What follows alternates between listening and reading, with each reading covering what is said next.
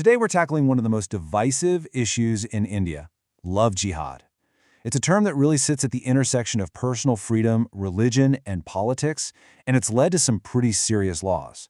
So we're going to break down what the term actually means, look at some of the real-world stories behind the headlines, and explore the laws that have been created in response. And let's start right here with this plea from a young woman in Karnataka.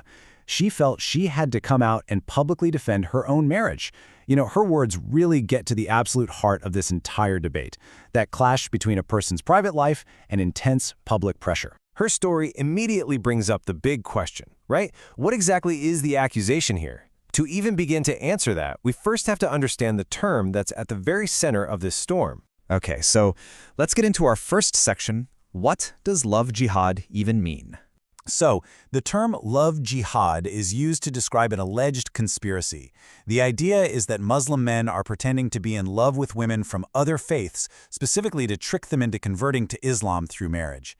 It's really important to point out, though, that this is widely described by scholars and critics as an Islamophobic conspiracy theory, something they say is built on religious prejudice. And this really lays out the two sides of the coin. On the one hand, you have the allegation, a deliberate plot of seduction for conversion. And on the other, you have the counterview, that this is essentially disinformation fueled by religious and gender bias. This is the fundamental conflict that's driving this entire controversy. Okay, so that's the definition. But how does this actually play out in the real world? Let's move on and look at some of the official data and criminal cases that have been making news. Take a look at this number, 283. That's the total number of alleged love jihad cases that have been officially recorded in just one state, Madhya Pradesh. So you see, this isn't just a theoretical debate for some people. These are official figures that authorities are actively tracking. And what's really interesting is where these cases are popping up. Out of those 283 cases across the whole state, 73 of them, that's more than a quarter, were registered in the city of Indore. That's made it a real hotspot for these kinds of allegations. And it's not just about the numbers. The stories behind them are often incredibly serious. Just look at two recent incidents from Uttar Pradesh. In one case, a woman reported getting threats from a phone call, a call that came from inside a jail, pressuring her into a marriage.